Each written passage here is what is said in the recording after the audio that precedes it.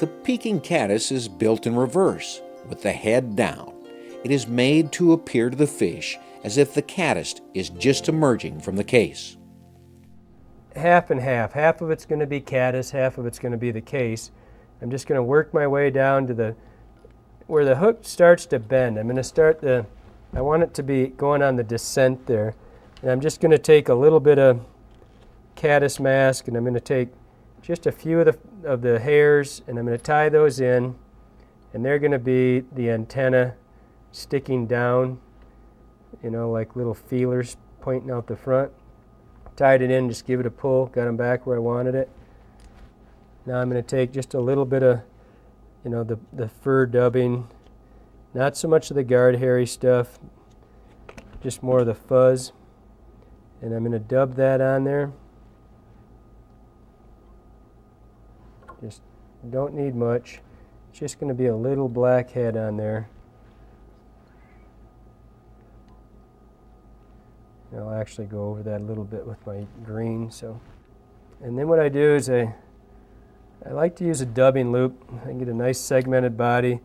I don't think that the material's all that critical. I'm using some synthetic stuff here that it's just got the right color. I like the really bright caddis. Any caddis that's cased, if it lives in a case all its life, it's really almost fluorescent. If they're free living caddis, if they're not case builders, if they're, you know, net builders and they're living in the logs and stuff, and you see them, they'll be real olivey, but they won't have this case hanging off the back here. They'll be olive, almost black sometimes if they're free. But the case caddis, either the stone caddis or this one, are real bright. So I'm going to take this and I'm going to spin the dubbing loop really tight. I'm going to pick out any of this excess. I'm going to end up, this stuff's so picky that I'm going to end up clipping some of that anyway, but when I spin my loop, I'm getting it really tight so that I get a pretty significant variegation in the look to the body, so it's segmented looking. I'm going to take that up just about halfway.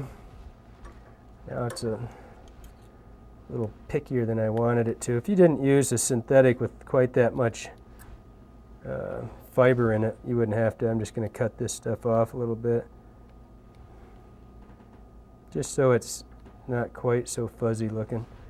It's going to fuzz up when you fish it a little bit anyway. Okay, now I'm going to build the case, and what I'm going to do with the case is I'm going to take two really cheap hackles. Don't use good Hoffman hackle on this. Just two really cheap hackles. Doesn't matter how webby or how thick the shafts are on them, just because you're going to cut almost all of this off anyway. I'm going to tie that in first. Don't care how they lay in there at all. And you'll see why I really don't care about this hackle in a second when I cut it all off of here. Now I'm going to do another dubbing loop, come forward. What I'm using for the dubbing on this one is just I had some olive Angora goat and some just old hackle some old brown dubbing that I have around that I don't even know what I bought it for. I don't like it for anything but this, so it's a good place to get rid of it. So now I'm going to take this, got it in the dubbing loop again, and spinning this up. And the colors aren't really that critical on this at all, because I'm just trying to have a contrast. I'm trying to have that tube that the caddis is hanging out, and that's what this is supposed to look like, just brown sticks and crud that it's built its case out of. I wind that one pretty tight as well, because I do want that segmented look. Now you'll see I'm going to take both hackles. I'm going to do them one at a time. Doesn't really matter. You know, I just try to get them kind of close wraps. Use up all your hackle. Tie them off.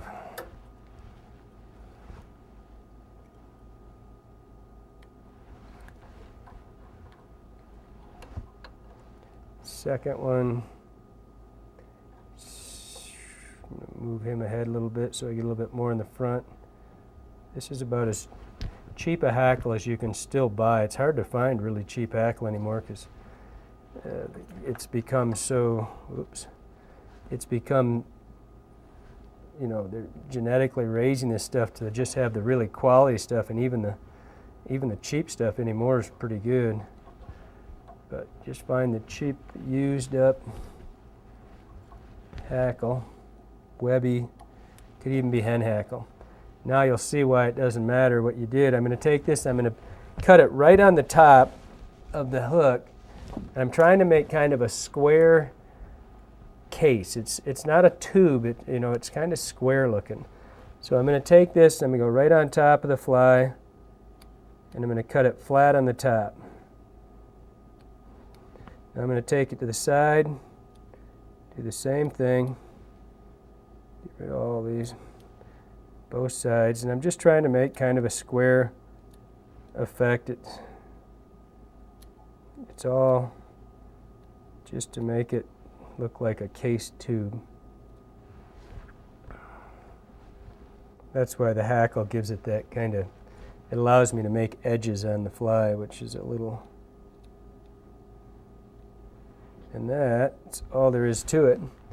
You can see why now why I don't want to use good hackle on this fly. So that's all there is to it. It's just it's trying to give you that two-tone, you know, because he's hanging out the back, and so you use dark up front, leave the case hanging out back. Just a little tiny green head or green body. It's been really successful for me, and it's one of those ones like frequently when I'd be fishing the Pere Marquette, we fish caddis a lot, but we like to fish behind the beds and fish for trout. And these get dislodged and, you know, rolling down the stream, and the trout just love these things. And I don't know if they like them anymore. They're standard caddis, but it's just something I came up with a long time ago because I saw so many of them on one of the rivers, and I just, you know, knew there was something different, and it's been really successful for me.